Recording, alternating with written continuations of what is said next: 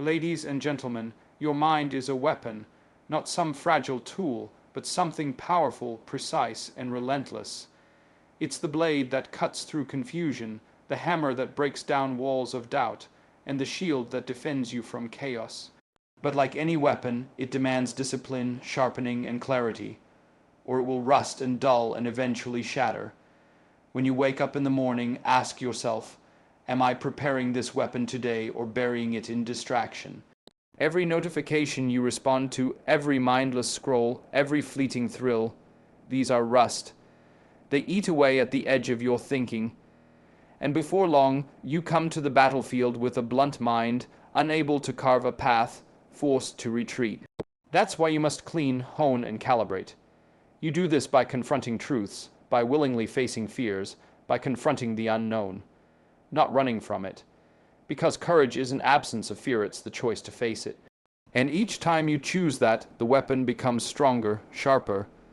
You build neural muscle in the confrontation with chaos, in the moment you stare defiantly at the voice telling you you're not enough. The mind, left unattended, defaults. It drifts, it procrastinates. It picks the easy route, the comfort, the dull routine. But if you breathe life into it, by demanding excellence, by courting challenge, it responds. You start to feel more aligned, more powerful. You become someone who stands straight in the storm rather than bows before it. Responsibility is part of this sharpening, not a burden, but a whetstone. When you voluntarily take responsibility for your day, for your words, your tasks, your relationship, you engage the friction that tempers resolve. You become someone whose mind is not easily broken by criticism, setback, or chaos. You stop stumbling when the world shifts. You begin to shift with it. This requires structure. A mind without structure is like a blade without form. Dangerous, unpredictable, ineffective. Set parameters. Practice your craft. Read something demanding every day. Write something that matters. Speak with precision. Silence the noise of social media, gossip, and superficial praise. Train in solitude, in depth. You become competent, and once you're competent, you become dangerous. Not to others, but to your own limitations. You must be ruthless in self-examination. Notice the voice of convenience. Wait until Monday. You'll feel like it later. It's too hard. That voice is your enemy, whispering half. Truths to dull your edge, know it, confront it, and carve your answer, not today. And then there will be failure. You will fail often, good. Failure tempers the weapon. It shows you where the metal is weak. But it's not failure that defines you. It's your response. Do you retreat and hide that broken mind? Or do you take it back to the bench and hammer it into shape again? Every strike on the anvil, every moment of recommitment after failure, is what forges power. Your mind can be weaponized for good, for creativity, for resilience. It's not merely a defense, it's an offense. When you step into the arena, a conversation, a tough challenge, a big shift, you aren't stepping in unarmed. You've taken time to train, to challenge your fears, to polish your clarity, and you carry that blade into the fight. But remember, a weapon must be wielded with wisdom, precision, intention. You don't swing recklessly. You assess, you aim, you strike with purpose. You speak with force, but not noise. You think with depth, but don't overthink. You hold your posture even when others are collapsing.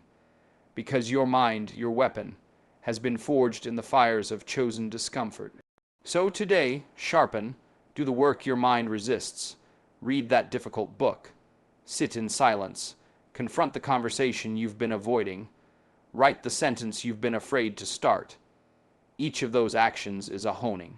The next time chaos rises, your mind will be ready. Not brittle, not wavering, but steady, unbreakable, shimmering with purpose. You are not defined by the storm. You are defined by how you steel yourself against it.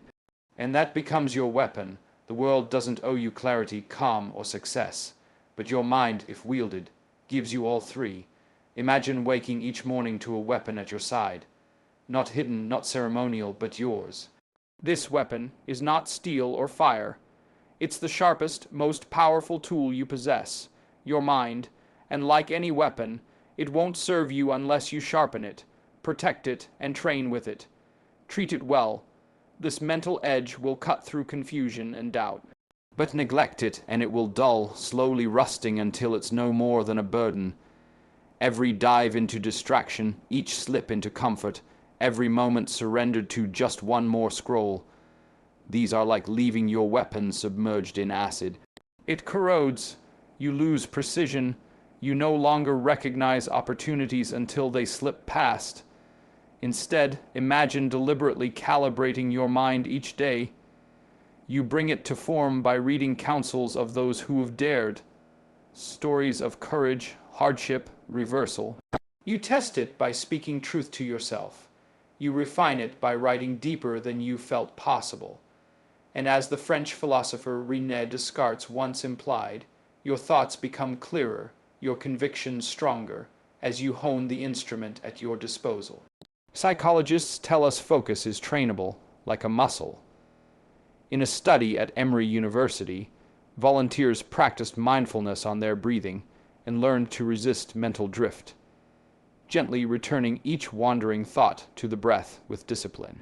The circuits of attention in the prefrontal cortex grew more resilient, enabling them to hold their focus longer and ignore distractions better than before. Medium, +9 Lance Wall, +9 Fearless Motivation, +9. If this muscle responds to such simple training, imagine what it can do with daily discipline. Your weapon suffers most not in grand battles but in everyday life. Each unanswered email, each mindless snack, each impulse to avoid discomfort. Those are the ambushes, so arm yourself. Start by neutralizing noise. Silence the endless pings and alerts. Replace cheap entertainment with sharp fuel. Books that steer, podcasts that provoke, words that progress. Carry a marker of your goals, your phone wallpaper, a note, a vision, so that even your distractions trigger your purpose. To wield this mental weapon, you must also embrace purpose. Leave vague intentions behind. Laser, focus on what matters. Clarity is the whetstone of sharp thinking. Like a craftsman sharpening a blade, your goal should be precise and unambiguous. I will finish these pages today. I will call that person. I will say the hard thing, no fluff.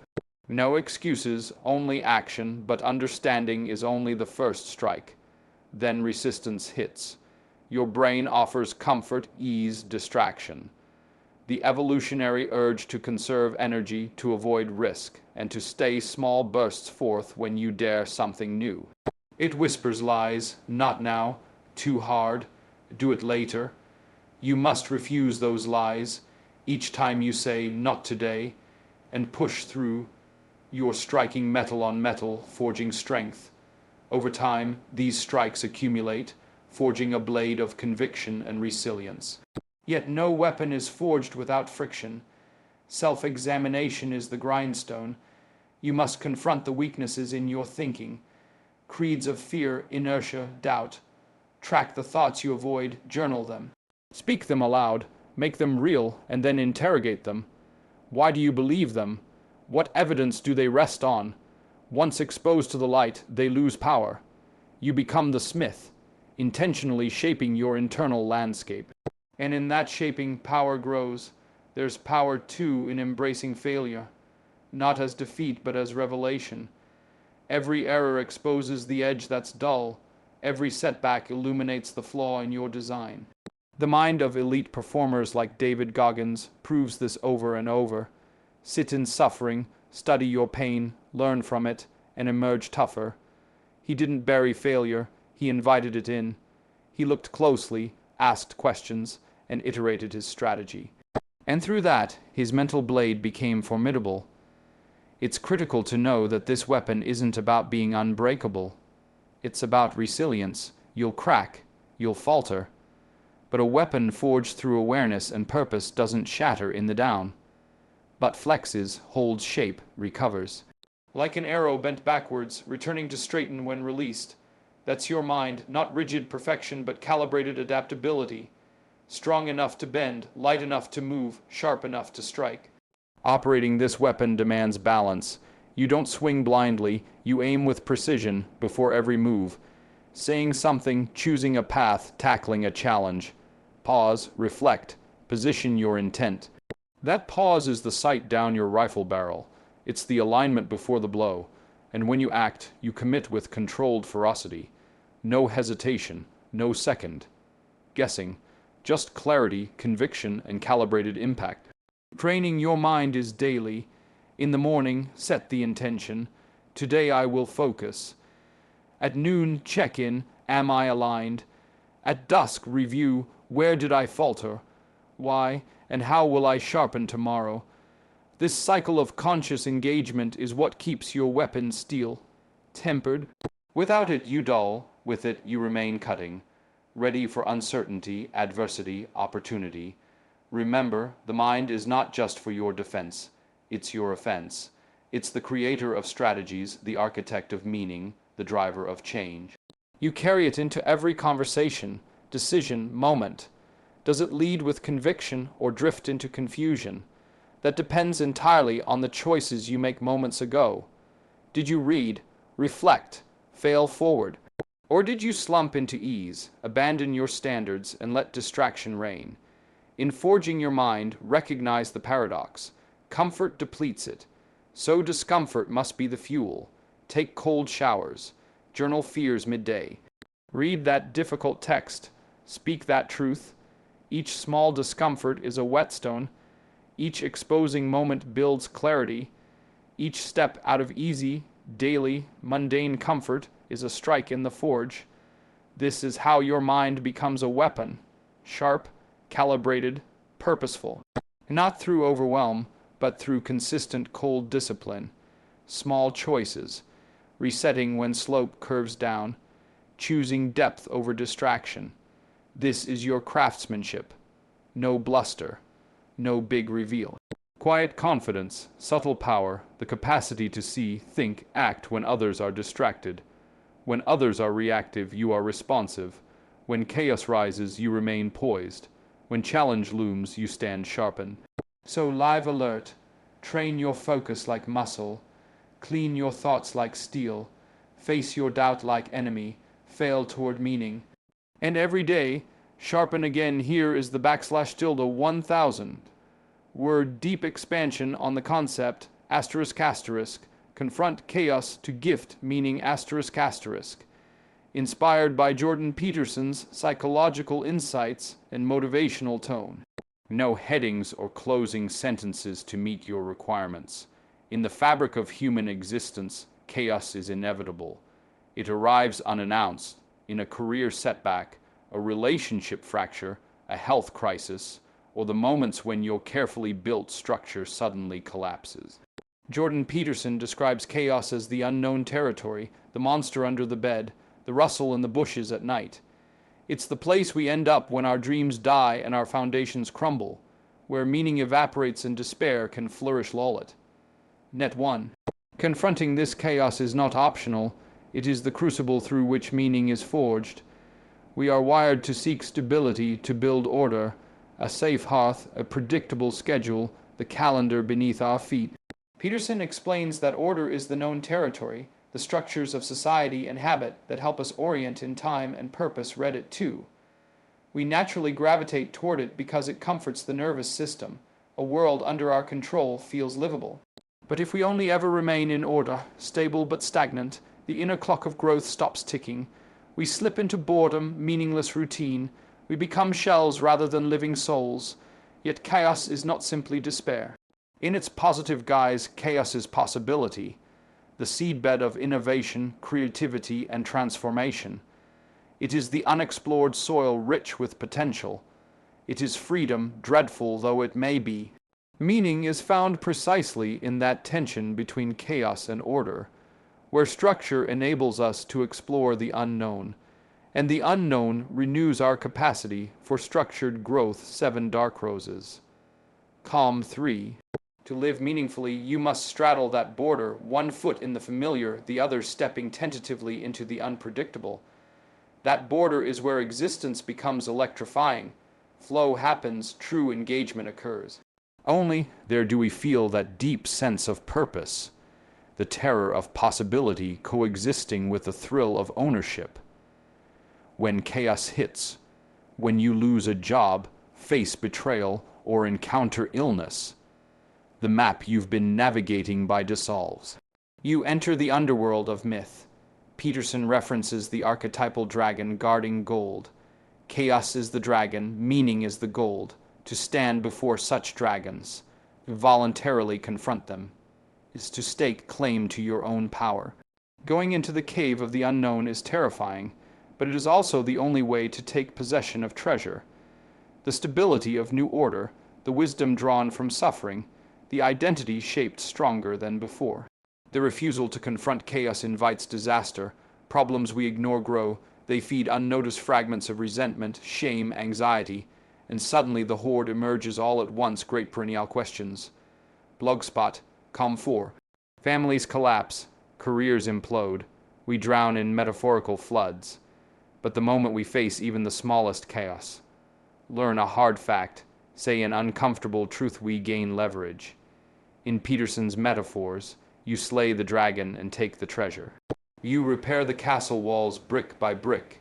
Even a small act of order carries cosmic significance. In psychological terms, confronting chaos rewires neural pathways. When we step into discomfort, our brains release stress hormones, yes, but also growth signals. We build resilience, each small conquest, finishing the hard book, speaking the inconvenient truth, cleaning the room, primes us to meet bigger challenges. We learn we can handle the unknown without collapsing. Choose to engage chaos deliberately, map your dragons, identify unresolved conflicts, shaky assumptions, internal doubts. Then in small ways, step into them. Plan a conversation you fear, read the book that challenges your world. You expose the hidden weakness you're ashamed of. Each act is a step across the boundary, a harvest of meaning. You are transforming darkness into a platform of strength, turning unknowns into knowns. Balance is essential. Too much chaos without anchor breeds anxiety and self-destruction. Too much order without movement births stagnation. Reddit 5.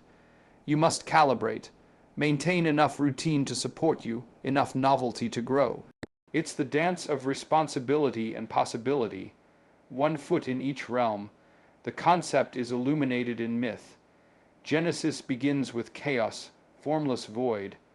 Order arises when pattern and structure are imposed. Peterson teaches that daily rituals, making your bed, setting your house in order, aren't trivial. They are symbolic acts of creation, microcosms of cosmic responsibility. Each small order you impose partially tilts the universe toward meaning. When catastrophe strikes, the test becomes, can you repair? In myth, heroes descend into chaos, slay the beast, and return home transformed. In life, that contraction and expansion repeats in cycles. Each descent forces recalibration. Each ascent builds new wisdom. Confronting chaos also has social consequences. When you refuse to face the hard conversations, problems leak into relationships. They fester under the surface until eruption. Facing them calmly, directly, respectfully is like cleaning a wound before infection. It builds trust and integrity in yourself and your community. To live purposefully, you must voluntarily encounter chaos every day. This does not mean trauma-seeking, but authentic exploration at the edge of your map. Ask yourself, what unresolved issue gnaws at me? Where am I avoiding truth? Tackle it. Even if failure comes, bring the lesson, rebuild the boundary, strengthen your foundation. Remember, meaning is not born of ease. It comes where order arms the adventure and chaos provides the challenge. When these two coexist, your life becomes a story worth telling, a personal legend unfolding. Not tranquil but alive, not certain but purposeful. As Peterson noted, being is suffering. And so what's the meaning? There's pain to alleviate. There's chaos to confront. There's order to establish and revivify. And there is evil to constrain. Not least in our own hearts, a Reddit 6. He understood that meaning isn't a passive gift. It's the result of active engagement with the hardest parts of existence. Every time you confront that whisper of fear, that hidden injustice, that moral fissure inside you, you are gifting yourself and the world a bit more meaning. Every challenge faced, every dragon met, every wall rebuilt, you refashion your narrative. You convert raw potential into tempered purpose. Step forward. The chaos is waiting. Here is an expanded *** \*tilde 1000 word piece *** on the theme *** responsibility as the whetstone *** fusing a Jordan Peterson inspired perspective with motivational tone. Citations are included to highlight key psychological and philosophical foundations. As requested, no headings or concluding sentence at the end. Every burden you voluntarily take on is a whetstone for your character. Responsibility isn't merely a chore. It's the instrument by which you sharpen your mind, cultivate resilience, and find meaning. It's not handed to you, you must reach for it. When life is simple, untested, and trivial, there's nothing to temper your spirit. You aren't shaped. You're stalled. But when you choose responsibility, you step into the forge. He once mused, the purpose of life is finding the largest burden that you can bear and bearing it. That's not hyperbole. It's strategy. It's a roadmap away from trivial pursuits toward life that matters. Conversational Leadership 1. Tutoring Hub 2. The weight you carry refines you, forcing you to mature, to solve, to stretch beyond your current capacity. Responsibility arms you with agency. Instead of floating through life aimlessly, you steer. You don't wait for rescue, you rescue yourself. You don't wait for permission, you grant it internally. That posture of authority over your choices, your time, your values, changes how you feel about everything. This is why taking responsibility restores meaning and integrity. Responsibility also transforms suffering. Life is hard by structure, challenging by definition. The gap between your potential and your actuality aches. Without responsibility, that ache becomes despair. But with it, suffering becomes fuel. Turning pain into drive is alchemy.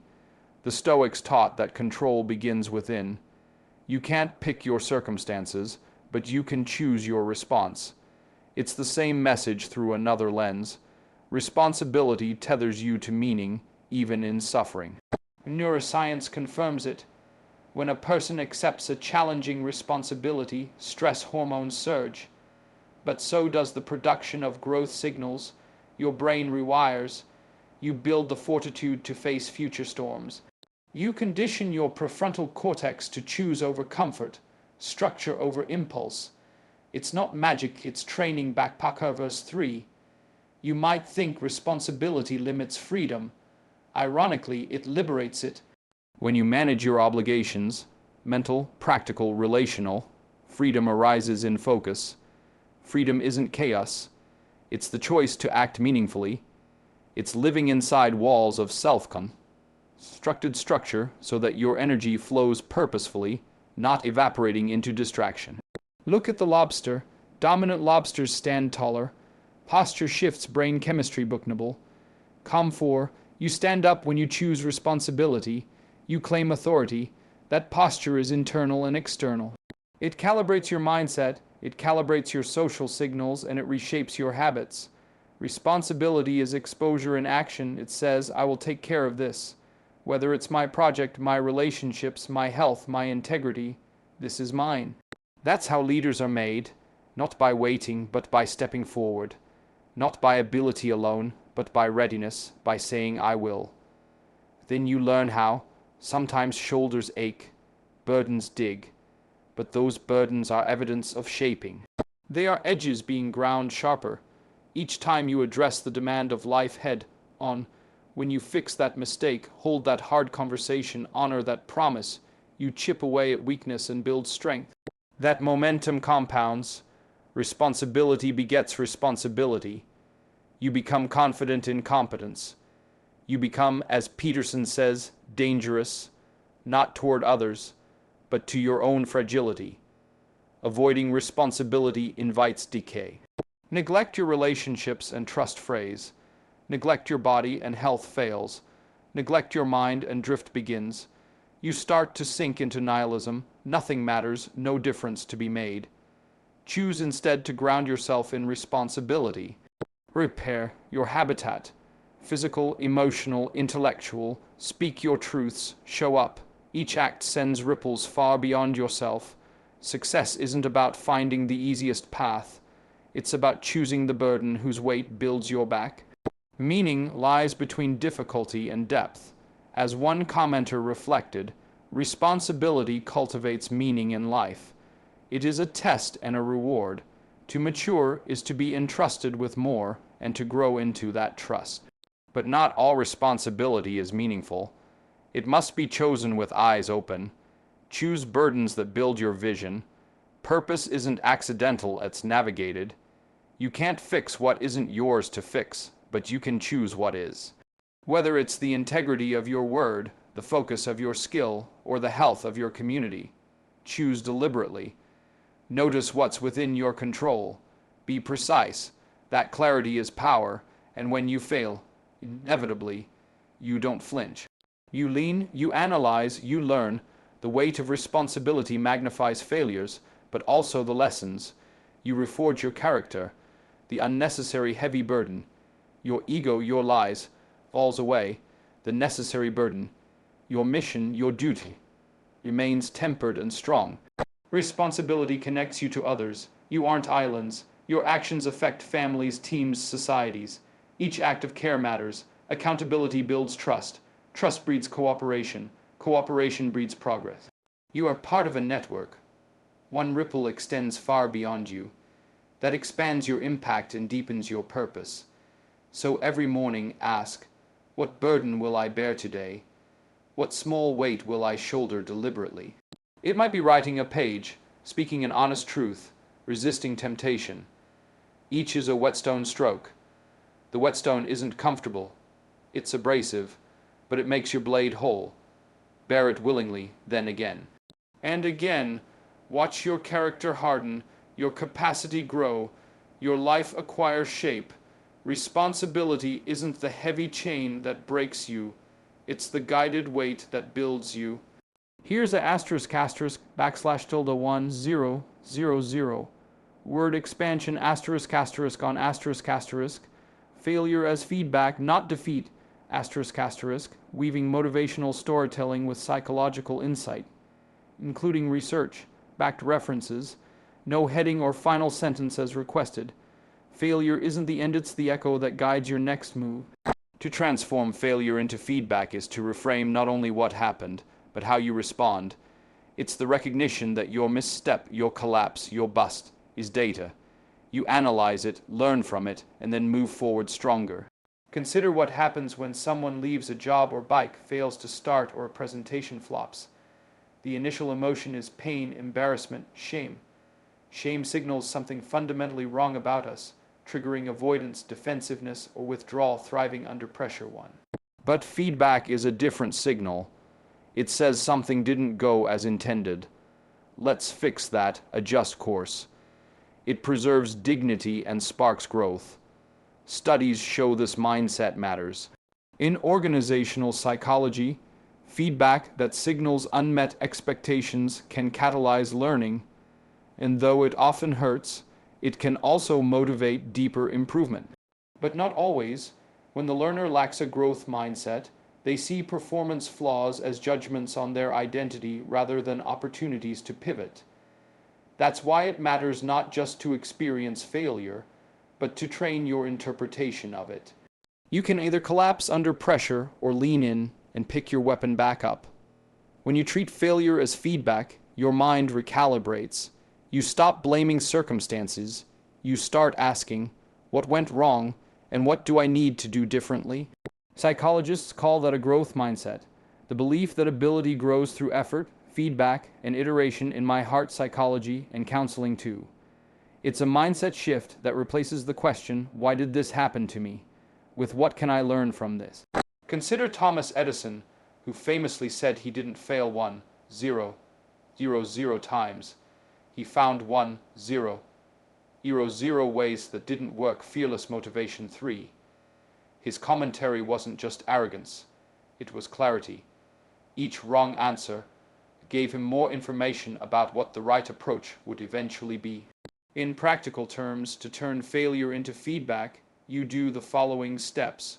1. Accept the discomfort. Don't rush to feel better or find optimism too fast. Lie in it for a moment. Acknowledge what went wrong and how it felt. This emotional detour is necessary, or honesty forces you to process the information fully. 2. Celebrate what happened. Failures are like maps. They tell you where the boundaries lie. When you assess, you can plan smarter. If you gave the wrong speech, gather the clips or responses that didn't land. Watch and ask, what word choice? What timing? What unspoken assumption? 3. Decode specific variables. Was it a lack of preparation? Poor energy, misaligned target, a tendency to self-sabotage. Each variable is feedback you can control. 4. Craft a micro plan. Instead of overwhelming volume, be perfect next time. Define small adjustments. Rehearse one extra time, arrive an hour early, or tighten phrasing. You rebuild confidence through small wins. 5. Try again with intention. Each moment of recalibration is tracked and tested. The lesson becomes embodied, not just intellectual. Some research warns failure alone doesn't guarantee growth. In fact, without self-examination and intentional correction, it can impair performance. Frontiers 4. Not every stumble gives insight. It depends on whether you probe beneath surface reactions. Responsible failure converts every setback into a training ground. Every mess-up becomes a feedback loop. You build resilience, not just tolerating discomfort, but treating it like signal, like gold. This is how your mind sharpens. You don't just accumulate mistakes. You accumulate wisdom. Athletes understand this intuitively. They call it failing forward. Abby Wambach said, "Make failure your fuel." After her biggest athletic setbacks, time 5, she didn't run from the pain. She inspected it for lessons. Then she powered forward. Impressive individuals in business adopt the fail-fast methodology. They build cheap tests, learn quickly, and move on or pivot. Because failure early is a sign they've learned what doesn't work before too much damage is done. The test becomes part of the strategy rather than something to avoid. Psychology experiments reflect this too. People with high conscientiousness and growth orientation respond to failure feedback by upping their game, whereas those with fixed mindsets freeze or fold. Understanding this can save you from the trap of shame or indifference. It's about how you choose to connect failure with effort. In your own life, apply this. When you miss a deadline, don't dismiss it as stupidity. Ask what got in the way. Was the task too big? Did you underestimate it? Did you avoid it? Then build that insight into your next strategy. This is how success compounds, not through luck, but through iteration. Another psychological concept underlines the network effect of failure. The pratfall effect suggests competent people who err, and then recover, become more likable and trusted. Wikipedia 6. Vulnerability isn't weakness, it's authenticity. It reminds the world you are learning, human and growing. It builds connection. Even research warns us mere failure isn't enough. You have to sit with it, analyze it, question it, and then act on it. Health. Com 7. That's the difference between being defeated and being redirected. So, start treating your stumbles like bookmarks. Edit them, pause, note where the plot went off course. Then write the next scene with new awareness. Biologically, each time you engage in honest reevaluation, your brain strengthens connections in the prefrontal cortex linked to self-regulation and planning. Time 5. You become more capable. Failure no longer shrinks you. You become one who stands up and says, "That taught me," and you go again. This thought process nurtures self-efficacy, the belief that you can learn, master, adapt, and grow. When self-efficacy rises, you treat setback as stepping stones rather than traps. Of course, not every failure brings golden lessons. Some failures are messy, toxic, or unfair. But even in those, there is feedback about boundaries, about expectations, about timing. Even when hurt arises, there is meaning in clarifying your values, your limits, your purpose. You might still feel defeated afterward. That's human. But the difference lies in next steps. Do you abandon your mission or pivot with insight? You don't have to crush tennis balls or smash out a plan today. You have to sit with that failure, ask the right questions, build small adjustments, and choose to continue. This is how ambition becomes discipline, and discipline becomes craft. It's how the chaotic ebb and flow of life becomes your personal curriculum. A syllabus you design with feedback, not one you passively endure. Failure becomes more than tolerable. It becomes instrumental. It becomes your teacher, not your executioner. And each time you do the work of digging into it and building forward motion, you become a person who doesn't just succeed. They learn, evolve, and lead. That's how feedback becomes fuel. And that's how you operate. Mindful, strategic, calibrated.